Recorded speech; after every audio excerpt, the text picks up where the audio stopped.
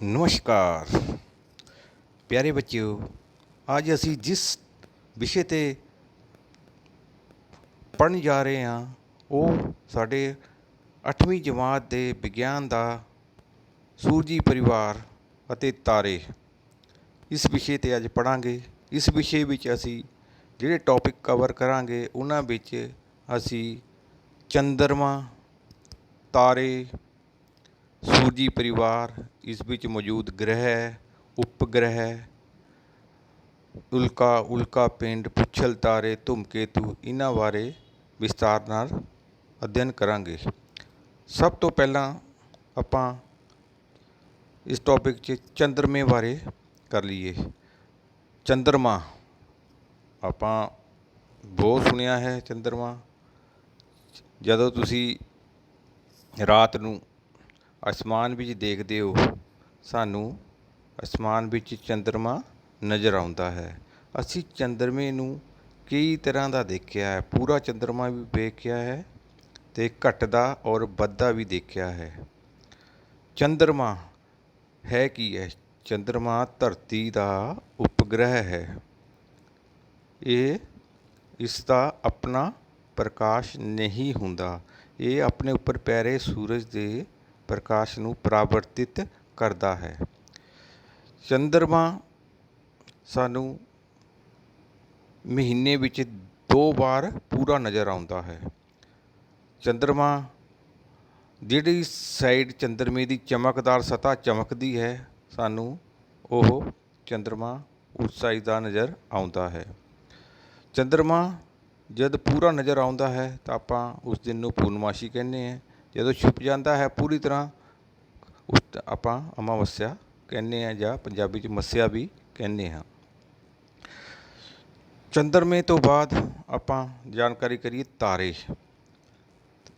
ਤਾਰੇ ਰਾਤ ਨੂੰ ਆਕਾਸ਼ ਵਿੱਚ ਦੇਖਦੇ ਹਾਂ। ਲੱਖਾਂ ਕਰੋੜਾਂ ਤਾਰੇ ਸਾਨੂੰ ਨਜ਼ਰ ਆਉਂਦੇ ਆ। ਤਾਰਿਆਂ ਦੀ ਖਾਸੀਅਤ ਕੀ ਹੈ ਕਿ ਇਹ ਸਾਨੂੰ ਦੇਖਣ 'ਤੇ ਟਿਮਟਿਮਾਉਂਦੇ ਨਜ਼ਰ ਆਉਂਦੇ ਆ। ਤਾਰੇ ਟਿਮਟਿਮਾਉਂਦੇ ਆ, ਇਸ ਦਾ ਕਾਰਨ ਕੀ ਹੈ?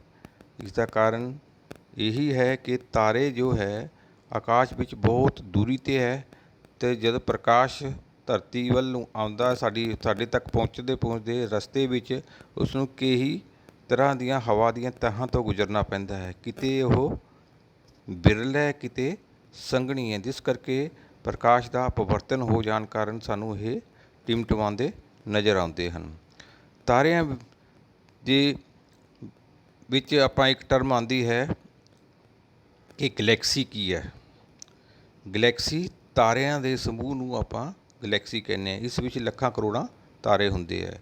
ਆਕਾਸ਼ ਵਿੱਚ ਬਹੁਤ ਜ਼ਿਆਦਾ ਗਿਣਤੀ 'ਚ ਗਲੈਕਸੀਆਂ ਹਨ ਅਤੇ ਇਹਨਾਂ ਦੇ ਅਲੱਗ-ਅਲੱਗ ਨਾਂ ਵੀ ਹਨ। ਆਪਾਂ ਜ਼ਿਆਦਾ ਡਿਟੇਲ ਵਿੱਚ ਨਹੀਂ ਜਾਵਾਂਗੇ। ਹੁਣ ਇਸ ਵਿੱਚ ਇੱਕ ਧਰੁਵ ਤਾਰੇ ਦੀ ਗੱਲ ਕਰ ਦਿੰਦੇ ਹਾਂ ਕਿ ਧਰੁਵ ਤਾਰਾ ਆਕਾਸ਼ ਵਿੱਚ ਸਥਿਰ ਨਜ਼ਰ ਆਉਂਦਾ ਹੈ। ਧਰਤੀ 'ਤੇ ਦੇਖੀਏ ਤਾਂ ਇਹ ਕਿਉਂਕਿ ਜਿਹੜਾ ਧਰੁਵ ਤਾਰਾ ਹੈ ਇਹ ਧਰਤੀ ਦੇ ਧੁਰੇ 'ਤੇ ਸਥਿਤ ਹੈ, ਇਸ ਕਰਕੇ ਇਹ ਸਾਨੂੰ ਸਥਿਰ ਨਜ਼ਰ ਆਉਂਦਾ ਹੈ।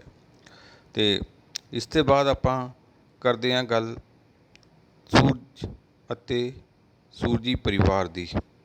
ਸੂਰਜ ਸੌਰ ਮੰਡਲ ਦਾ ਕੇਂਦਰੀ ਮੈਂਬਰ ਹੈ। ਇਸ ਤੋਂ ਇਲਾਵਾ ਹੋਰ ਵੀ ਬਹੁਤ ਸਾਰੀਆਂ ਵਸਤੂਆਂ ਜੋ ਆਕਾਸ਼ ਵਿੱਚ ਨਜ਼ਰ ਆਉਂਦੀਆਂ ਹਨ, ਜਿਹਨੂੰ ਆਪਾਂ ਆਕਾਸ਼ੀ ਪਿੰਡ ਕਹਿੰਦੇ ਹਾਂ। ਉਹਨਾਂ ਵਿੱਚ ਆਪਾਂ ਚੰਦਰਮਾ, ਤਾਰੇ ਬਾਰੇ ਤੱਕ ਪੜ੍ਹ ਚੁੱਕੇ ਹਾਂ। ਇਸ ਤੋਂ ਬਾਅਦ ਗ੍ਰਹਿ, ਉਪਗ੍ਰਹਿ, ਉਲਕਾ ਪਿੰਡ, ਟੁੱਟਦੇ ਤਾਰੇ, ਇਸ ਨੂੰ ਕਹਿੰਦੇ ਹਾਂ ਫਿਰ ਧੂਮਕੇਤੂ, ਉਪਗ੍ਰਹਿ, ਇਹ ਸਾਰਿਆਂ ਬਾਰੇ ਗੱਲ ਕਰਾਂਗੇ। ਸਭ ਤੋਂ ਪਹਿਲੇ ਸੂਰਜੀ ਪਰਿਵਾਰ, ਜਿਸ ਵਿੱਚ ਸੂਰਜ, ਇਸ ਦੇ ਆਲੇ ਦੁਆਲੇ ਪਰਿਕਰਮਾ ਕਰ ਰਹੇ 8 ਉਪਗ੍ਰਹਿ, 8 ਗ੍ਰਹਿ, ਅਤੇ ਉਹਨਾਂ ਗ੍ਰਹਿਆਂ ਦੇ परिक्रमा करते उपग्रह, कुछ उल्कावां, उल्का पिंड, पुच्छल तारे ते होर खगोली वस्तुआं जो परिक्रमा कर रही हैं, ये सारे मिल के सूरजी परिवार बनाते हैं। सूरज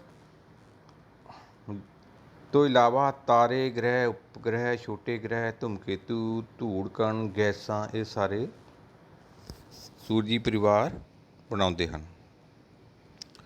सूरज सूरज अग का एक गोला है। सूरज ਨੂੰ ਆਪਾਂ ਸਾਡੇ ਤੋਂ ਸਭ ਤੋਂ ਨੇੜਲਾ ਤਾਰਾ ਵੀ ਕਹਿ ਸਕਦੇ ਹਾਂ। ਸੂਰਜ ਵੀ ਇੱਕ ਤਾਰਾ ਹੈ, ਪਰ ਇਹ ਤਾਰਿਆਂ ਦੇ ਮੁਕਾਬਲੇ ਜ਼ਿਆਦਾ ਚਮਕਦਾਰ ਨਜ਼ਰ ਆਉਂਦਾ। ਇਸ ਦਾ ਕਾਰਨ ਇਸ ਦੀ ਧਰਤੀ ਤੋਂ ਤਾਰਿਆਂ ਦੇ ਮੁਕਾਬਲੇ ਘੱਟ ਦੂਰੀ 'ਤੇ ਹੋਣ ਕਾਰਨ ਇਹ ਸਾਨੂੰ ਚਮਕਦਾਰ ਨਜ਼ਰ ਆਉਂਦਾ ਹੈ। ਇਹ ਲਗਾਤਾਰ ਵੱਡੀ ਮਾਤਰਾ 'ਚ ਤਾਪ ਅਤੇ ਪ੍ਰਕਾਸ਼ ਪੈਦਾ ਕਰ ਰਿਹਾ ਹੈ। ਧਰਤੀ ਉੱਤੇ ਜਿੰਨੀ ਵੀ ਊਰਜਾ ਹੈ, ਉਹ ਸਾਰਿਆਂ ਦਾ ਸਰੋਤ ਸੂਰਜ ਹੈ। ਅਸਲ ਵਿੱਚ ਸਾਰੇ ਗ੍ਰਹਿ ਤਾਪ ਅਤੇ ਪ੍ਰਕਾਸ਼ ਸੂਰਜ ਤੋਂ ਹੀ ਪ੍ਰਾਪਤ ਕਰਦੇ ਹਨ। ਹੁਣ ਗ੍ਰਹਿਾਂ ਦੀ ਗੱਲ ਕਰੀਏ। ਗ੍ਰਹਿ ਇਹ ਅਸਮਾਨ ਵਿੱਚ ਦੇਖਣ 'ਤੇ ਤਾਰਿਆਂ ਵਾਂਗ ਹੀ ਪ੍ਰਤੀਤ ਹੁੰਦੇ ਹਨ, ਪਰੰਤੂ ਗ੍ਰਹਿਾਂ ਦਾ ਆਪਣਾ ਪ੍ਰਕਾਸ਼ ਨਹੀਂ ਹੁੰਦਾ। ਇਹ ਸਿਰਫ ਆਪਣੇ ਉੱਤੇ ਪੈਣ ਵਾਲੇ ਸੂਰਜ ਦੇ ਪ੍ਰਕਾਸ਼ ਨੂੰ ਪਰਾਵਰਤਿਤ ਕਰਦੇ ਹਨ। ਇਹ ਤਾਰਿਆਂ ਨਾਲੋਂ ਫਿਰ ਕਿਵੇਂ ਵੱਖ ਹਨ?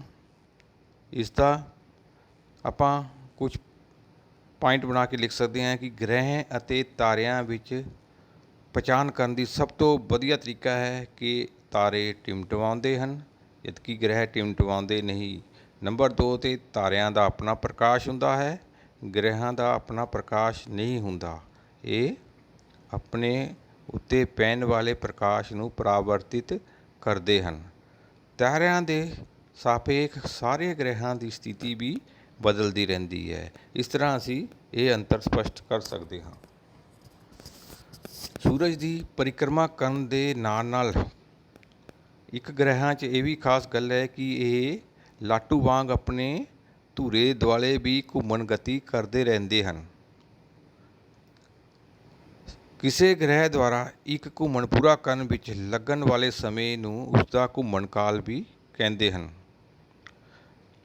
ਗ੍ਰਹਿ ਸੂਰਜ ਦੇ ਆਲੇ ਦੁਆਲੇ ਜਿਸ ਪਥ 'ਤੇ ਗਤੀ ਕਰਦੇ ਹਨ, ਉਸ ਨੂੰ ਔਰਬਿਟ ਵੀ ਕਹਿੰਦੇ ਹਾਂ। ਕੁਝ ਗ੍ਰਹਿਾਂ ਤੋਂ ਉਹਨਾਂ ਦੇ ਜਾਣੂ ਉਪਗ੍ਰਹਿ ਜਾਂ ਚੰਨ ਹਨ ਜੋ ਉਹਨਾਂ ਦੀ ਪਰਿਕਰਮਾ ਕਰਦੇ ਹਨ।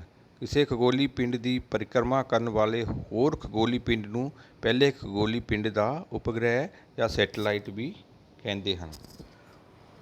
ਸਾਡੀ ਧਰਤੀ ਦਾ ਉਦਾਹਰਨ ਦੇ ਤੌਰ 'ਤੇ ਆਪਾਂ ਚੰਦਰਮੇ ਦੀ ਉਦਾਹਰਨ ਲੈਂਦੇ ਹਾਂ ਕਿ ਚੰਦਰਮਾ ਸਾਡੀ ਧਰਤੀ ਦਾ ਕੁਦਰਤੀ ਉਪਗ੍ਰਹਿ ਹੈ। ਹੁਣ ਆਪਾਂ ਵਿਸਤਾਰ ਨਾਲ ਸੂਰਜ ਦੇ 8 ਗ੍ਰਹਿਾਂ ਦੀ ਬਾਰੇ ਜਾਣਕਾਰੀ ਪ੍ਰਾਪਤ ਕਰਾਂਗੇ।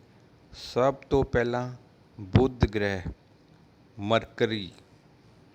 ਬੁੱਧ ਗ੍ਰਹਿ ਜੋ ਕਿ ਸੂਰਜ ਦਾ ਸਭ ਤੋਂ ਨੇੜਲਾ ਗ੍ਰਹਿ ਹੈ।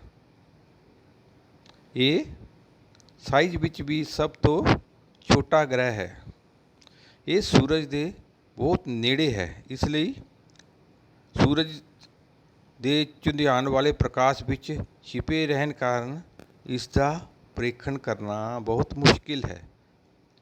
ਸੂਰਜ ਦੇ ਉੱਗਣ ਤੋਂ ਤੁਰੰਤ ਪਹਿਲਾਂ ਜਾਂ ਸੂਰਜ ਤੋਂ ਛਿਪਣ ਤੋਂ ਤੁਰੰਤ ਬਾਅਦ ਇਸ ਨੂੰ ਦੁਮੇਲ 'ਤੇ ਵੇਖਿਆ ਜਾ ਸਕਦਾ ਹੈ। ਇਸ ਲਈ ਇਹ ਉੱਥੇ ਵਿਖਾਈ ਦਿੰਦਾ ਹੈ ਜਿੱਥੇ ਰੁੱਖਾਂ ਜਾਂ ਇਮਾਰਤਾਂ ਦੁਆਰਾ ਦੁਮੇਲ ਨੂੰ ਵੇਖਣ ਵਿੱਚ ਕੋਈ ਰੁਕਾਵਟ ਨਹੀਂ ਆਉਂਦੀ। ਬੁੱਧ ਦਾ ਆਪਣਾ ਕੋਈ ਉਪਗ੍ਰਹਿ ਨਹੀਂ ਹੈ। ਬੁੱਧ ਗ੍ਰਹਿ ਬਿਨਾਂ ਉਪਗ੍ਰਹਿ ਤੋਂ ਹੈ। ਇਸ ਤੋਂ ਬਾਅਦ ਦੂਜੇ ਨੰਬਰ 'ਤੇ ਆਪਾਂ ਸ਼ੁੱਕਰ ਗ੍ਰਹਿ, ਵੀਨਸ ਦੀ ਗੱਲ ਕਰਦੇ ਹਾਂ। ਗ੍ਰਹਿਾਂ ਵਿੱਚ ਸ਼ੁੱਕਰ ਧਰਤੀ ਦਾ ਸਭ ਤੋਂ ਨੇੜਲਾ ਗੁਆਂਢੀ ਗ੍ਰਹਿ ਹੈ। ਰਾਤ ਦੇ ਆਕਾਸ਼ ਵਿੱਚ ਇਹ ਸਭ ਤੋਂ ਵੱਧ ਚਮਕੀਲਾ ਗ੍ਰਹਿ ਹੈ। ਇਸ ਨੂੰ ਆਪਾਂ ਸਭ ਤੋਂ ਵੱਧ ਚਮਕੀਲਾ ਗ੍ਰਹਿ ਵੀ ਕਹਿੰਦੇ ਹਾਂ। ਕਦੇ ਕਦੇ ਸ਼ੁੱਕਰ ਪੂਰਬੀ ਆਕਾਸ਼ ਵਿੱਚ ਸੂਰਜ ਉੱਗਣ ਤੋਂ ਪਹਿਲਾਂ ਦਿਖਾਈ ਦਿੰਦਾ ਹੈ। ਕਦੇ ਕਦੇ ਇਹ ਸੂਰਜ ਡੁੱਬਣ ਤੋਂ ਤੁਰੰਤ ਬਾਅਦ ਪੱਛਮੀ ਆਕਾਸ਼ ਵਿੱਚ ਵੀ ਦਿਖਾਈ ਦਿੰਦਾ ਹੈ। ਇਸ ਲਈ ਇਹਨੂੰ ਸਵੇਰੇ ਦਾ ਤਾਰਾ ਜਾਂ ਪ੍ਰਭਾਤ ਤਾਰਾ ਜਾਂ ਸ਼ਾਮ ਦਾ ਤਾਰਾ ਜਾਂ ਸੰਧਿਆ ਤਾਰਾ ਵੀ ਕਹਿੰਦੇ ਹਾਂ। ਭਾਵੇਂ ਇਹ ਤਾਰਾ ਨਹੀਂ ਹੈ, ਰਾਤ ਦੇ ਆਕਾਸ਼ ਵਿੱਚ ਇਸ ਨੂੰ ਆਪਾਂ ਲੱਭ ਸਕਦੇ ਹਾਂ। ਸ਼ੁੱਕਰ ਦਾ ਆਪਣਾ ਕੋਈ ਉਪਗ੍ਰਹਿ ਨਹੀਂ ਹੁੰਦਾ। ਇਸ ਦੀ ਆਪਣੇ ਧੁਰੇ ਦੁਆਲੇ ਘੁੰਮਣ ਗਤੀ ਕੁਝ ਅਸਧਾਰਨ ਹੈ। ਇਹ ਪੂਰਬ ਤੋਂ ਪੱਛਮ ਵੱਲ ਘੁੰਮਦਾ ਹੈ, ਜਦਕਿ ਧਰਤੀ ਪੱਛਮ ਤੋਂ ਪੂਰਬ ਦੇ ਵੱਲ ਗਤੀ ਕਰਦੀ ਹੈ। ਸ਼ੁੱਕਰ ਗ੍ਰਹਿ 'ਤੇ ਜੀਵਨ ਨਹੀਂ ਹੈ, ਕਿਉਂਕਿ ਉੱਥੇ ਆਕਸੀਜਨ ਨਹੀਂ ਹੈ, ਪਾਣੀ ਨਹੀਂ ਹੈ। ਇਸ ਤੋਂ ਬਾਅਦ ਧਰਤੀ ਗ੍ਰਹਿ। ਧਰਤੀ ਹੀ ਸੂਰਜੀ ਪਰਿਵਾਰ ਦਾ ਇੱਕ ਅਜਿਹਾ ਗ੍ਰਹਿ ਹੈ ਜਿਸ ਉੱਤੇ ਜੀਵਨ ਦੀ ਹੋਂਦ ਬਾਰੇ ਸਾਨੂੰ ਗਿਆਨ ਹੈ। ਧਰਤੀ ਉੱਤੇ ਜੀਵਨ ਦੀ ਮੌਜੂਦਗੀ ਹੋਣ ਅਤੇ ਉਸ ਦੀ ਨਿਰੰਤਰਤਾ ਬਣਾ ਕੇ ਰੱਖਣ ਦੇ ਲਈ ਕੁਝ ਵਿਸ਼ੇਸ਼ ਵਾਤਾਵਰਣ ਦੀਆਂ ਅਵਸਥਾਵਾਂ ਜ਼ਿੰਮੇਵਾਰ ਹਨ। ਇਸ ਵਿੱਚ ਧਰਤੀ ਦੀ ਸੂਰਜ ਤੋਂ ਠੀਕ ਦੂਰੀ ਹੋਣਾ ਵੀ ਸ਼ਾਮਿਲ ਹੈ। ਧਰਤੀ ਦੀ ਦੂਰੀ ਜਿਹੜੀ ਹੈ ਉਹ ਸੂਰਜ ਤੋਂ ਇਸ ਤਰ੍ਹਾਂ ਦੀ ਹੈ ਕਿ ਧਰਤੀ ਉੱਤੇ ਸਹੀ ਤਾਪਮਾਨ ਰੇਂਜ ਹੈ, ਇੱਥੇ ਪਾਣੀ ਵੀ ਹੈ, ਢੁਕਵਾਂ ਵਾਯੂਮੰਡਲ ਹੈ ਅਤੇ ਓਜ਼ੋਨ ਦਾ ਗਿਲਾਫ ਵੀ ਬਣਿਆ ਹੋਇਆ ਹੈ ਜੋ ਸਾਨੂੰ ਹਾਨੀਕਾਰਕ ਪਰਾਬੈਂਗਨੀ ਕਿਰਨਾਂ ਤੋਂ ਬਚਾਉਂਦਾ ਹੈ।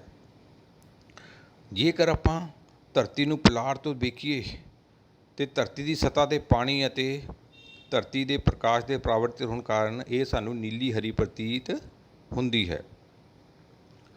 ਧਰਤੀ ਦਾ ਘੁੰਮਣ ਧੁਰਾ ਇਸ ਦੇ ਗ੍ਰਹਿ ਪਥ ਦੇ ਤਲ ਦੇ ਲੰਬਾਤਮਕ ਨਹੀਂ ਹੈ। ਇਸ ਦਾ ਆਪਣੇ ਧੁਰੇ 'ਤੇ ਝੁਕਾਅ ਧਰਤੀ ਉੱਤੇ ਰੁੱਤਾਂ ਦੇ ਪਰਿਵਰਤਨ ਦੇ ਲਈ ਜ਼ਿੰਮੇਵਾਰ ਹੈ। ਧਰਤੀ ਦਾ ਸਿਰਫ ਇੱਕ ਹੀ ਉਪਗ੍ਰਹਿ ਹੈ, ਉਹ ਹੈ ਚੰਨ, ਮੂਨ, ਜਿਸ ਬਾਰੇ ਆਪਾਂ ਹੁਣੇ ਪੜ੍ਹ ਚੁੱਕੇ ਹਾਂ ਕਿ ਚੰਦਰਮਾ ਧਰਤੀ ਦਾ ਉਪਗ੍ਰਹਿ ਹੈ। ਚੰਦਰਮੇ ਦਾ ਆਪਣਾ ਪ੍ਰਕਾਸ਼ ਨਹੀਂ ਹੈ। ਚੰਦਰਮਾ ਦੀਆਂ ਅਵਸਥਾਵਾਂ ਵੱਖ-ਵੱਖ ਅਵਸਥਾਵਾਂ ਹੈਗੀਆਂ, ਉਸ ਬਾਰੇ ਵੀ ਆਪਾਂ ਗੱਲ ਕਰ ਚੁੱਕੇ ਹਾਂ। ਚੰਦਰਮਾ ਸੂਰਜ ਤੋਂ ਪੈ ਰਹੇ ਪ੍ਰਕਾਸ਼ ਨੂੰ ਪਰਾਵਰਤਿਤ ਕਰਦਾ ਹੈ, ਆਪਣਾ ਪ੍ਰਕਾਸ਼ ਨਹੀਂ ਹੈ। ਇਸ ਤੋਂ ਬਾਅਦ ਮੰਗਲ ਗ੍ਰਹਿ। ਅਗਲਾ ਗ੍ਰਹਿ ਜੋ ਧਰਤੀ ਦੇ ਗ੍ਰਹਿ ਪਥ ਦੇ ਬਾਹਰ ਦਾ ਪਹਿਲਾ ਗ੍ਰਹਿ ਹੈ, ਇਹ ਮੰਗਲ ਹੈ। ਇਹ ਹਲਕਾ ਲਾਲ ਪ੍ਰਤੀਤ ਹੁੰਦਾ ਹੈ, ਇਸ ਲਈ ਇਸ ਨੂੰ ਆਪਾਂ ਲਾਲ ਗ੍ਰਹਿ ਵੀ ਕਹਿੰਦੇ ਹਾਂ। ਇਹ ਪ੍ਰਸ਼ਨ ਵੀ ਕਈ ਵਾਰ ਆਉਂਦਾ ਹੈ ਕਿ ਲਾਲ ਗ੍ਰਹਿ ਕਿਸ ਨੂੰ ਕਹਿੰਦੇ ਹਾਂ, ਜਾਂ ਇਹ ਲਾਲ ਗ੍ਰਹਿ ਇਹਨਾਂ ਵਿੱਚੋਂ ਕਿਹੜਾ ਹੈ। ਆਪਾਂ ਉਸ ਟਾਈਮ ਕਹਿ ਸਕਦੇ ਹਾਂ ਕਿ ਮੰਗਲ ਗ੍ਰਹਿ ਨੂੰ ਲਾਲ ਗ੍ਰਹਿ ਕਹਿੰਦੇ ਹਾਂ। ਮੰਗਲ ਦੇ ਕਿੰਨੇ ਉਪਗ੍ਰਹਿ ਹੈ? ਮੰਗਲ ਦੇ 2 ਛੋਟੇ ਕੁਦਰਤੀ ਉਪਗ੍ਰਹਿ ਹਨ। ਇਹ ਗੱਲ ਵੀ ਆਪਣੇ ਕੋਲ ਯਾਦ ਕਰਕੇ ਰੱਖਣੀ ਹੈ। ਇਸ ਤੋਂ ਬਾਅਦ ਮੰਗਲ ਤੋਂ ਬਾਅਦ ਬ੍ਰਹਿਸਪਤੀ, ਜੁਪੀਟਰ। ਬ੍ਰਹਿਸਪਤੀ ਸੂਰਜੀ ਪਰਿਵਾਰ ਦਾ ਸਭ ਤੋਂ ਵੱਡਾ ਗ੍ਰਹਿ ਹੈ। ਇਹ ਗ੍ਰਹਿ ਇੰਨਾ ਵੱਡਾ ਹੈ ਕਿ ਲਗਭਗ 1300 ਧਰਤੀਆਂ ਇਸ ਵਿਸ਼ਾਲ ਗ੍ਰਹਿ ਵਿੱਚ ਰੱਖੀਆਂ ਜਾ ਸਕਦੀਆਂ ਹਨ, ਪਰੰਤੂ ਬ੍ਰਹਿਸਪਤੀ ਦਾ ਪੁੰਜ ਧਰਤੀ ਦੇ ਪੁੰਜ ਦੇ ਲਗਭਗ 318 ਗੁਣਾ ਹੈ। ਇਹ ਆਪਣੇ ਧੁਰੇ ਦੁਆਲੇ ਬਹੁਤ ਤੇਜ਼ੀ ਨਾਲ ਘੁੰਮਦਾ ਹੈ। ਇਸ ਦੇ ਬਹੁਤ ਸਾਰੇ ਕੁਦਰਤੀ ਉਪਗ੍ਰਹਿ ਹਨ। ਇਸ ਦੇ ਚਾਰੇ ਪਾਸੇ ਮੱਧਮ ਚੱਕਰ ਰਿੰਗਸ ਵੀ ਹਨ। ਆਕਾਸ਼ ਵਿੱਚ ਵਧੇਰੇ ਚਮਕੀਲਾ ਪ੍ਰਤੀਤ ਹੋਣ ਕਾਰਨ ਤੁਸੀਂ ਇਸ ਨੂੰ ਆਸਾਨੀ ਨਾਲ ਪਛਾਣ ਸਕਦੇ ਹੋ। ਜੇਕਰ ਅਸੀਂ ਇਸ ਦਾ ਪ੍ਰੀਖਣ ਦੂਰਬੀਨ ਦੀ ਸਹਾਇਤਾ ਨਾਲ ਕਰੀਏ ਤੇ ਇਸ ਦੇ ਸਾਨੂੰ 4 ਵੱਡੇ ਚੰਨ ਵੀ ਨਜ਼ਰ ਆਉਂਦੇ ਹਨ। ਬ੍ਰਹਿਸਪਤੀ ਤੋਂ ਬਾਅਦ ਅਗਲਾ ਗ੍ਰਹਿ ਸ਼ਨੀ ਹੈ, ਜੋ ਰੰਗ ਵਿੱਚ ਪੀਲਾ ਜਿਹਾ ਪ੍ਰਤੀਤ ਹੁੰਦਾ ਹੈ। ਇਹ ਗ੍ਰਹਿ ਦੇ ਖੂਬਸੂਰਤ ਚੱਕਰ ਜਾਂ ਰਿੰਗ ਇਸ ਨੂੰ ਸੂਰਜੀ ਪਰਿਵਾਰ ਦਾ ਵਿਲੱਖਣ ਪਿੰਡ ਬਣਾਉਂਦੇ ਹਨ। ਪ੍ਰਸ਼ਨ ਆ ਜਾਂਦਾ ਹੈ ਕਿ ਵਿਲੱਖਣ ਗ੍ਰਹਿ ਕਿਹੜਾ ਹੈ? ਇਸ ਦੇ ਆਲੇ ਦੁਆਲੇ ਰਿੰਗ ਹੈ, ਆਪਾਂ ਸ਼ਨੀ ਗ੍ਰਹਿ ਦੇ ਬਾਰੇ ਕਹਿ ਸਕਦੇ ਹਾਂ। ਚਿੱਤਰ ਵਿੱਚ ਨਜ਼ਰ ਆ ਰਿਹਾ ਹੈ। ਇਸ ਤੋਂ ਬਾਅਦ ਸ਼ਨੀ ਦੀ ਗੱਲ ਕਰ ਦਈਏ ਕਿ ਇਹ ਗ੍ਰਹਿ ਨੰਗੀ ਅੱਖ ਨਾਲ ਵਿਖਾਈ ਨਹੀਂ ਦਿੰਦੇ। ਇਹ ਚੱਕਰ ਹੈ ਇਸ ਗ੍ਰਹਿ ਦੇ, ਉਹ ਨੰਗੀ ਅੱਖ ਨਾਲ ਨਹੀਂ ਦੇਖ ਸਕਦੇ। ਤੁਸੀਂ ਛੋਟੀ ਦੂਰਬੀਨ ਨਾਲ ਇਸ ਦਾ ਪ੍ਰੇਖਣ ਕਰ ਸਕਦੇ ਹੋ। ਇਸ ਦੇ ਵੀ ਕਾਫੀ ਉਪਗ੍ਰਹਿ ਹਨ। ਇਹ ਸਾਰੇ ਗ੍ਰਹਿਆਂ ਵਿੱਚੋਂ ਸਭ ਤੋਂ ਘੱਟ ਸੰਘਣਾ ਗ੍ਰਹਿ ਹੈ। ਇਸ ਦੀ ਘਣਤਾ ਪਾਣੀ ਤੋਂ ਵੀ ਘੱਟ ਹੈ। ਇਸ ਤੋਂ ਬਾਅਦ ਅਗਲੇ ਗ੍ਰਹਿਆਂ ਦੀ ਗੱਲ ਕਰੀਏ, ਯੂਰੇਨਸ ਅਤੇ ਨੈਪਚਿਊਨ। ਇਹ ਸੂਰਜ ਦੇ ਸਭ ਤੋਂ ਬਾਹਰ ਦੇ ਗ੍ਰਹਿ ਹਨ। ਇਹਨਾਂ ਨੂੰ ਸਿਰਫ ਵੱਡੀਆਂ ਦੂਰਬੀਨਾਂ ਨਾਲ ਹੀ ਵੇਖਿਆ ਜਾ ਸਕਦਾ ਹੈ। ਸ਼ੁੱਕਰ ਦੇ ਵਾਂਗ ਯੂਰੇਨਸ ਵੀ ਪੂਰਬ ਤੋਂ ਪੱਛਮ ਦਿਸ਼ਾ ਵਿੱਚ ਘੁੰਮਦਾ ਹੈ। ਇਸ ਦੀ ਵਿਲੱਖਣ ਵਿਸ਼ੇਸ਼ਤਾ ਇਹ ਹੈ ਕਿ ਇੱਕ ਪਾਸੇ ਝੁਕਿਆ ਘੁੰਮਣ ਵਾਲਾ ਧੁਰਾ ਹੈ। ਇਹ ਸਿੱਟੇ ਵਜੋਂ ਇਹ ਗ੍ਰਹਿ ਪੱਥੀ ਗਤੀ ਕਰਦੇ ਸਮੇਂ ਆਪਣੀ ਸਤ੍ਹਾ ਉੱਤੇ ਬੇਲਨੀ ਗਤੀ ਕਰਦਾ ਪ੍ਰਤੀਤ ਹੁੰਦਾ ਹੈ। ਸੂਰਜੀ ਪਰਿਵਾਰ ਦੇ ਪਹਿਲੇ 4 ਗ੍ਰਹਿ ਜਿਹੜੇ ਸੂਰਜ ਦੇ ਨੇੜੇ ਹਨ, ਜਿਨ੍ਹਾਂ 'ਚ ਬੁੱਧ, ਸ਼ੁੱਕਰ, ਧਰਤੀ ਅਤੇ ਮੰਗਲ, ਬਾਕੀ ਦੇ 4 ਗ੍ਰਹਿਆਂ ਦੀ ਤੁਲਨਾ ਵਿੱਚ ਨੇੜੇ ਹੋਣ ਕਾਰਨ ਇਹਨਾਂ ਨੂੰ ਅੰਦਰਲੇ ਗ੍ਰਹਿ ਜਾਂ ਇਨਰ ਪਲੈਨਟ ਵੀ ਆਖਦੇ ਹਨ। ਅੰਦਰਲੇ ਗ੍ਰਹਿਆਂ ਦੇ ਬਹੁਤ ਹੀ ਘੱਟ ਚੰਨ ਹਨ। ਉਹ ਗ੍ਰਹਿ ਜੋ ਮੰਗਲ ਦੇ ਗ੍ਰਹਿ ਪਥ ਤੋਂ ਬਾਹਰ ਹਨ, ਜਿਵੇਂ ਬ੍ਰਹਸਪਤੀ, ਸ਼ਨੀ, ਯੂਰੇਨਸ, ਨੈਪਚਿਊਨ, ਅੰਦਰਲੇ ਗ੍ਰਹਿਆਂ ਦੀ ਤੁਲਨਾ ਵਿੱਚ ਵਧੇਰੇ ਦੂਰ ਹਨ। ਇਹਨਾਂ ਨੂੰ ਬਾਹਰੀ ਗ੍ਰਹਿ ਜਾਂ ਆਊਟਰ ਪਲੈਨਟ ਵੀ ਕਹਿੰਦੇ ਹੈ। ਇਹਨਾਂ ਦੇ ਚੌਹਾਂ ਪਾਸਿਆਂ 'ਤੇ ਚੱਕਰ ਜਾਂ ਰਿੰਗ ਹਨ। ਇਹਨਾਂ ਦੇ ਵੱਡੀ ਗਿਣਤੀ ਵਿੱਚ ਉਪਗ੍ਰਹਿ ਹੁੰਦੇ ਹਨ। ਇਸ ਤੋਂ ਇਲਾਵਾ ਸੂਰਜੀ ਪਰਿਵਾਰ ਦੇ ਕੁਝ ਹੋਰ ਮੈਂਬਰਾਂ ਬਾਰੇ ਵੀ ਆਪਾਂ ਗੱਲ ਕਰਾਂਗੇ। ਸਭ ਤੋਂ ਪਹਿਲਾਂ ਗ੍ਰਹਿਆਂ ਤੋਂ ਇਲਾਵਾ ਸੂਰਜ ਦੇ ਪਰਿਕਰਮਾ ਕਰਨ ਵਾਲੇ ਕੁਝ ਹੋਰ ਪਿੰਡ ਵੀ ਹਨ।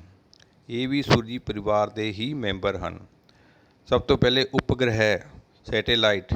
ਮੰਗਲ ਅਤੇ ਬ੍ਰਹਸਪਤੀ ਦੇ ਗ੍ਰਹਿ ਪਥਾਂ ਵਿੱਚ ਕਾਫੀ ਫਾਸਲਾ ਹੈ। ਕਾਫੀ ਗੈਪ ਹੋਣ ਕਾਰਨ ਬਹੁਤ ਸਾਰੇ ਅਜਿਹੇ ਛੋਟੇ ਛੋਟੇ ਪਿੰਡਾਂ ਨੇ ਉਹਨੂੰ ਘੇਰਿਆ ਹੋਇਆ ਹੈ ਜੋ ਸੂਰਜ ਦੀ ਪਰਿਕਰਮਾ ਕਰਦੇ ਹਨ। ਇਹਨਾਂ ਨੂੰ ਉਪਗ੍ਰਹਿ ਜਾਂ ਸੈਟੇਲਾਈਟ ਆਖਦੇ ਹਨ। ਉਪਗ੍ਰਹਿਆਂ ਨੂੰ ਸਿਰਫ ਵੱਡੀ ਦੂਰਬੀਨਾਂ ਨਾਲ ਹੀ ਵੇਖਿਆ ਜਾ ਸਕਦਾ ਹੈ। ਇਸ ਤੋਂ ਇਲਾਵਾ ਸੂਰਜੀ ਪਰਿਵਾਰ 'ਚ ਧੂਮਕੇਤੂ, ਕੋਮੇਟਸ, ਧੂਮਕੇਤੂ ਵੀ ਸਾਡੇ ਸੂਰਜੀ ਪਰਿਵਾਰ ਦਾ ਹੀ ਮੈਂਬਰ ਹਨ। ਇਹ ਅੰਡਾਕਾਰ ਪੱਥਾਂ ਵਿੱਚ ਸੂਰਜ ਦੀ ਪਰਿਕਰਮਾ ਕਰਦੇ ਹਨ, ਪਰੰਤੂ ਇਹਨਾਂ ਦਾ ਸੂਰਜ ਦੁਆਲੇ ਪਰਿਕਰਮਨ ਕਾਲ ਆਮ ਤੌਰ 'ਤੇ ਕਾਫੀ ਜ਼ਿਆਦਾ ਹੁੰਦਾ ਹੈ। ਇਹ ਧੂਮਕੇਤੂ ਚਮਕੀਲੇ ਸਿਰ ਅਤੇ ਲੰਬੀ ਪੂੰਛ ਵਾਲੇ ਹੁੰਦੇ ਹਨ। ਜਿਵੇਂ ਕੋਈ ਧੂਮਕੇਤੂ ਸੂਰਜ ਦੇ ਨੇੜੇ ਆਉਂਦਾ ਹੈ, ਇਸ ਦੀ ਪੂੰਛ ਦਾ ਆਕਾਰ ਵੱਧਦਾ ਜਾਂਦਾ ਹੈ। ਕਿਸੇ ਧੂਮਕੇਤੂ ਦੀ ਪੂੰਛ ਹਮੇਸ਼ਾ ਹੀ ਸੂਰਜ ਤੋਂ ਪਰੇ ਹੁੰਦੀ ਹੈ। ਅਜੇ ਬਹੁਤ ਸਾਰੇ ਧੂਮਕੇਤੂਆਂ ਬਾਰੇ ਜਾਣਕਾਰੀ ਹੈ ਜੋ ਸਮੇਂ-ਸਮੇਂ 'ਤੇ ਇੱਕ ਨਿਸ਼ਚਿਤ ਕਾਲ ਅੰਤਰਾਲ 'ਤੇ ਦਿਖਾਈ ਦਿੰਦੇ ਹਨ। ਹੈਲੇ ਦਾ ਧੂਮਕੇਤੂ, ਆਪਾਂ ਗੱਲ ਕਰ ਰਹੇ ਸੀ ਨਾ, ਇਹਨਾਂ ਦਾ ਪਰਿਕਰਮਨ ਕਾਲ ਬਹੁਤ ਜ਼ਿਆਦਾ ਹੁੰਦਾ ਹੈ। ਹੈਲੇ ਦਾ ਧੂਮਕੇਤੂ 76 ਸਾਲ ਦੇ ਅੰਤਰਾਲ ਬਾਅਦ ਦਿਖਾਈ ਦਿੰਦਾ ਹੈ। ਇਸ ਨੂੰ 1986 ਵਿੱਚ ਪਿਛਲੀ ਵਾਰ ਵੇਖਿਆ ਗਿਆ ਸੀ। ਹੁਣ 76 ਸਾਲ ਬਾਅਦ, ਯਾਨੀ ਕਿ 2062 ਦੇ ਆਸ-ਪਾਸ ਇਹ ਫਿਰ ਦੁਬਾਰਾ ਦਿਖਾਈ ਦੇਵੇਗਾ। ਆਹ ਚਿੱਤਰ ਵਿੱਚ ਦਿਖਾਈ ਦੇ ਰਿਹਾ ਹੈ। ਇਸ ਦੇ ਪਿੱਛੇ ਪੂੰਛ ਵੀ ਨਜ਼ਰ ਆ ਰਹੀ ਹੈ। ਇਹ ਹੈਲਿਸ ਕੋਮੇਟ ਜਾਂ ਹੈਲਿਸ ਧੂਮਕੇਤੂ ਹੈ। ਇਸ ਤੋਂ ਬਾਅਦ ਉਲਕਾਵਾਂ ਅਤੇ ਉਲਕਾ ਪਿੰਡ। ਰਾਤ ਸਮੇਂ ਜਦੋਂ ਆਕਾਸ਼ ਸਾਫ਼ ਹੋਵੇ, ਚੰਨ ਵੀ ਨਾ ਦਿਖਾਈ ਦੇ ਰਿਹਾ ਹੋਵੇ, ਤਾਂ ਤੁਸੀਂ ਆਕਾਸ਼ ਵਿੱਚ ਪ੍ਰਕਾਸ਼ ਦੀ ਇੱਕ ਚਮਕੀਲੀ ਧਾਰੀ ਜਿਹੀ ਵੇਖਦੇ ਹੋ। ਇਸ ਨੂੰ ਆਪਾਂ ਸ਼ੂਟਿੰਗ ਸਟਾਰ ਜਾਂ ਟੁੱਟਦਾ ਤਾਰਾ ਕਹਿੰਦੇ ਹਾਂ। ਆਪਾਂ ਕਈ ਵਾਰ ਘਰ ਤੋਂ ਬਾਹਰ ਵੀ ਰਾਤ ਨੂੰ ਦੇਖਦੇ ਹਾਂ, ਸਾਨੂੰ ਇੱਕ ਤਾਰੇ ਟੁੱਟਦੇ ਹੋਏ ਨਜ਼ਰ ਆਉਂਦੇ ਹੈ। ਭਾਵੇਂ ਇਹ ਤਾਰੇ ਨਹੀਂ ਹੈ, ਇਹਨਾਂ ਨੂੰ ਉਲਕਾ ਕਹਿੰਦੇ ਹਾਂ। ਉਲਕਾ ਅਕਸਰ ਛੋਟੇ ਪਿੰਡ ਹੁੰਦੇ ਹਨ ਜੋ ਕਦੇ-ਕਦੇ ਧਰਤੀ ਦੇ ਵਾਯੂਮੰਡਲ 'ਚ ਦਾਖਲ ਹੋ ਜਾਂਦੇ ਹਨ। ਉਸ ਸਮੇਂ ਇਹਨਾਂ ਦਾ ਬਹੁਤ ਜ਼ਿਆਦਾ ਗਤੀ ਹੁੰਦੀ ਹੈ, ਜਿਸ ਕਾਰਨ ਵਾਯੂਮੰਡਲ ਰਗੜ ਦੇ ਕਾਰਨ ਇਹ ਗਰਮ ਹੋ ਕੇ ਪਲ ਪੈਂਦੇ ਹਨ ਅਤੇ ਚਮਕ ਦੇ ਨਾਲ ਇਹ ਜਲਦੀ ਹੀ ਬਾਸ਼ਪਿਤ ਹੋ ਜਾਂਦੇ ਹਨ।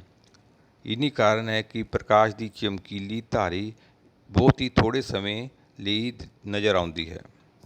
ਕੁਝ ਉਲਕਾਵਾਂ ਆਕਾਸ਼ ਵਿੱਚ ਇੰਨੀਆਂ ਵੱਡੀਆਂ ਹੁੰਦੀਆਂ ਹਨ, ਉਹਨਾਂ ਦੇ ਆਕਾਰ ਇੰਨੇ ਵੱਡੇ ਹਨ ਕਿ ਪੂਰੀ ਤਰ੍ਹਾਂ ਬਾਸ਼ਪਿਤ ਹੋਣ ਤੋਂ ਪਹਿਲਾਂ ਹੀ ਉਹ ਧਰਤੀ 'ਤੇ ਪਹੁੰਚ ਜਾਂਦੀਆਂ ਹਨ। ਉਹ ਪਿੰਡ ਜੋ ਧਰਤੀ ਉੱਤੇ ਪਹੁੰਚਦਾ ਹੈ, ਉਸ ਪਿੰਡ ਨੂੰ ਆਪਾਂ ਉਲਕਾ ਪਿੰਡ ਕਹਿੰਦੇ ਹਨ। ਉਲਕਾ ਪਿੰਡ ਵਿਗਿਆਨਕਾਂ ਨੂੰ ਉਸ ਪਦਾਰਥ ਦੇ ਸੁਭਾਅ ਬਾਰੇ ਜਾਣਕਾਰੀ ਕਰਨ 'ਚ ਸਹਾਇਤਾ ਦਿੰਦੇ ਹਨ, ਜਿਹੜੇ ਸੂਰਜੀ ਪਰਿਵਾਰ ਦੇ ਬਣਨ ਬਾਰੇ ਸਾਨੂੰ ਜਾਣਕਾਰੀ ਪ੍ਰਾਪਤ ਹੁੰਦੀ ਹੈ। ਯਾਨੀ ਕਿ ਸੂਰਜੀ ਪਰਿਵਾਰ ਕਿਸ ਚੀਜ਼ ਤੋਂ ਬਣਿਆ ਹੈ, ਇਸ ਪਦਾਰਥ ਦੇ ਸੁਭਾਅ ਬਾਰੇ ਅਸੀਂ ਉਲਕਾ ਪਿੰਡ ਤੋਂ ਜਾਣਕਾਰੀ ਪ੍ਰਾਪਤ ਕਰਦੇ ਹਾਂ। ਇਸ ਤੋਂ ਬਾਅਦ ਨੂੰ ਉਲਕਾ ਪਿੰਡ ਦਾ ਚਿੱਤਰ ਦਿਖਾਈ ਦੇ ਰਿਹਾ ਹੈ। ਆਪਾਂ ਸਾਇੰਸ ਸਿਟੀ ਜਾਈਏ, ਸਾਇੰਸ ਸਿਟੀ ਵਿੱਚ ਵੀ ਉੱਥੇ ਕੁਝ ਉਲਕਾਵਾਂ ਦੇ ਟੁਕੜੇ ਰੱਖੇ ਹੋਏ ਹਨ। ਆਪਾਂ ਇਹਦਾ ਅਧਿਐਨ ਕਰਕੇ ਉਸ ਮਿੱਟੀ ਦਾ ਅਧਿਐਨ ਕਰਦੇ ਹਾਂ ਤਾਂ ਪਤਾ ਲਾਉਂਦੇ ਹਾਂ ਕਿ ਗ੍ਰਹਿ ਕਿੰਨੇ ਸਾਲ ਜਾਂ ਕਿੱਦਾਂ ਬਣੇ ਹੋਏ ਹੈ। ਕਾਫੀ ਜਾਣਕਾਰੀ ਵਿਗਿਆਨਿਕ ਇਸ ਤੋਂ ਪ੍ਰਾਪਤ ਕਰਦੇ ਹਨ। ਇਸ ਤੋਂ ਬਾਅਦ ਹੈਗਾ ਬਣਾਵਟੀ ਉਪਗ੍ਰਹਿ। ਬਣਾਵਟੀ ਉਪਗ੍ਰਹਿ ਆਰਟੀਫਿਸ਼ੀਅਲ ਸੈਟੇਲਾਈਟ। ਬਹੁਤ ਸਾਰੇ ਬਣਾਵਟੀ ਉਪਗ੍ਰਹਿ ਹਨ ਜੋ ਧਰਤੀ ਦੀ ਪਰਿਕਰਮਾ ਕਰ ਰਹੇ ਹਨ। ਬਣਾਵਟੀ ਉਪਗ੍ਰਹਿ ਮਨੁੱਖ ਦੁਆਰਾ ਨਿਰਮਿਤ ਹੁੰਦੇ ਹਨ। ਇਸ ਨੂੰ ਮਨੁੱਖ ਨੇ ਬਣਾ ਕੇ ਅੰਤਰਿਕਸ਼ ਛੱਡਿਆ ਹੁੰਦਾ ਹੈ। ਇਹਨਾਂ ਨੂੰ ਧਰਤੀ 'ਤੇ ਛੱਡਿਆ ਗਿਆ। ਇਹ ਧਰਤੀ ਦੀ ਕੁਦਰਤੀ ਉਪਗ੍ਰਹਿ ਚੰਦ ਦੀ ਤੁਲਨਾ 'ਚ ਬਹੁਤ ਨੇੜੇ ਰਹਿ ਕੇ ਧਰਤੀ ਦੀ ਪਰਿਕਰਮਾ ਕਰਦੇ ਹਨ। ਭਾਰਤ ਨੇ ਕਈ ਉਪਗ੍ਰਹਿਆਂ ਦਾ ਨਿਰਮਾਣ ਅਤੇ ਲਾਂਚ ਕੀਤਾ ਹੈ। ਆਰਿਆਭੱਟ ਭਾਰਤ ਦਾ ਪਹਿਲਾ ਉਪਗ੍ਰਹਿ ਸੀ। ਇਸ ਤੋਂ ਇਲਾਵਾ ਇਨਸੈਟ, IRS ਕਲਪਨਾ 1, ਐਜੂਸੈਟ, ਇਹ ਉਪਗ੍ਰਹਿ ਹਨ ਜਿਹੜੇ ਭਾਰਤ ਨੇ ਛੱਡੇ ਹਨ। ਬਣਾਵਟੀ ਉਪਗ੍ਰਹਿਆਂ ਦੇ ਬਹੁਤ ਸਾਰੇ ਵਿਵਹਾਰਕ ਉਪਯੋਗ ਵੀ ਹਨ। ਇਹਨਾਂ ਦਾ ਉਪਯੋਗ ਵਿਗਿਆਨਿਕ ਕਰਦੇ ਹਨ ਮੌਸਮ ਦੀ ਭਵਿੱਖਬਾਣੀ ਕਰਨ ਲਈ, ਕਿ ਅੱਜ ਮੌਸਮ ਇੱਦਾਂ ਸਾਫ਼ ਰਹੇਗਾ ਜਾਂ ਵਰਖਾ ਪਊਗੀ, ਗਰਮੀ ਪਊਗੀ, ਦਬਾਅ ਬਣੂਗਾ। ਇਹ ਸਾਰੀ ਭਵਿੱਖਬਾਣੀ ਸੈਟੇਲਾਈਟ ਜਾਂ ਇਹਨਾਂ ਉਪਗ੍ਰਹਿਾਂ ਰਾਹੀਂ ਹੁੰਦੀ ਹੈ। ਰੇਡੀਓ ਅਤੇ ਟੈਲੀਵਿਜ਼ਨ ਸੰਕੇਤ ਜੋ ਸਿਗਨਲ ਆਉਂਦੇ ਆ, ਰੇਡੀਓ ਜਾਂ ਟੈਲੀਵਿਜ਼ਨ ਆਪਾਂ ਘਰ ਬੈਠੇ ਦੂਰ ਦੂਰ ਦੀ ਚੀਜ਼ਾਂ ਦੇਖਦੇ ਹਾਂ, ਇਹ ਵੀ ਸੰਕੇਤ ਜੋ ਹੈਗੇ ਸਿਗਨਲ ਹੈ, ਇਹ ਉਪਗ੍ਰਹਿਾਂ ਰਾਹੀਂ ਸਾਡੇ ਤੱਕ ਪਹੁੰਚਦੇ ਹਨ। ਇਹਨਾਂ ਤੋਂ ਵਰਤੋਂ ਦੂਰ ਸੰਚਾਰ ਅਤੇ ਰਿਮੋਟ ਸੈਂਸਿੰਗ ਦੇ ਲਈ ਵੀ ਕੀਤੀ ਜਾਂਦੀ ਹੈ। ਆਹ ਜਿਹੜੇ ਉਪਗ੍ਰਹਿ ਹਨ, ਇਹ ਬਣਾਵਟੀ ਉਪਗ੍ਰਹਿ, ਇਹ ਵੀ ਕੁਦਰਤੀ ਉਪਗ੍ਰਹਿ ਦੀ ਤਰ੍ਹਾਂ ਧਰਤੀ ਦੇ ਆਲੇ ਦੁਆਲੇ ਚੱਕਰ ਲਗਾਉਂਦੇ ਰਹਿੰਦੇ ਹਨ। ਮੈਂ ਕੁਝ ਹੁਣ ਤੁਹਾਨੂੰ ਚਿੱਤਰ ਦਿਖਾ ਰਿਹਾ, ਜਿਸ ਵਿੱਚ ਟੁੱਟਦੇ ਤਾਰੇ ਜਿੱਥੇ ਡਿੱਗਦੇ ਆ ਉੱਥੇ ਗੱਡੇ ਬਣ ਜਾਂਦੇ ਹਨ। ਉਸ ਦੇ ਬਾਰੇ ਫਿਰ ਬਣਾਵਟੀ ਉਪਗ੍ਰਹਿਾਂ ਬਾਰੇ ਆਹ ਚਿੱਤਰ ਦਿਖਾਈ ਦੇ ਰਿਹਾ ਹੈ, ਜਿਸ ਵਿੱਚ ਬਣਾਵਟੀ ਉਪਗ੍ਰਹਿ ਨੂੰ ਲਾਂਚ ਕੀਤਾ ਜਾ ਰਿਹਾ ਹੈ ਅਤੇ ਇਸ ਨੂੰ ਉੱਪਰ ਆਪਣੇ ਵੱਖ ਦੇਸ਼ ਭੇਜ ਕੇ ਆਪਣੇ ਵਿਗਿਆਨਿਕ ਜਾਂ ਆਪਣੇ ਮੌਸਮ ਦੇ ਹਾਲ ਲਈ ਉਹਨਾਂ ਦੀ ਸਹਾਇਤਾ ਵਿੱਚ ਇਹਨਾਂ ਦਾ ਉਪਯੋਗ ਕਰਦੇ ਹਨ। ਅਸੀਂ ਇਹਨਾਂ ਨਾਲ ਹੀ ਅੱਜ ਕੱਲ੍ਹ ਘਰ ਬੈਠੇ ਦੂਰ ਦੂਰ ਹੁੰਦੇ ਮੈਚ, ਹੋਰ ਕੋਈ ਖਬਰਾਂ ਘਰ ਬੈਠੇ ਦੇਖਦੇ ਹਾਂ, ਸਾਰੇ ਹੀ ਬਣਾਵਟੀ ਉਪਗ੍ਰਹਿ ਦੇ ਕਾਰਨ ਹੁੰਦੇ ਹਨ। ਧੰਨਵਾਦ ਜੀ। ਮੈਨੂੰ ਉਮੀਦ ਹੈ ਕਿ ਤੁਹਾਨੂੰ ਇਹ ਲੈਕਚਰ ਪਸੰਦ ਆਇਆ ਹੋਵੇਗਾ। ਤੁਸੀਂ ਇਸ ਦੇ ਬਾਰੇ ਆਪਣੀ ਕਿਤਾਬ 'ਤੇ ਇੱਕ ਵਾਰ ਪੜ੍ਹ ਕੇ ਇਸ ਦੇ ਅਭਿਆਸ ਦੇ ਪ੍ਰਸ਼ਨਾਂ ਨੂੰ ਹੱਲ ਕਰਨ ਦੀ ਕੋਸ਼ਿਸ਼ ਕਰੋਗੇ। ਧੰਨਵਾਦ।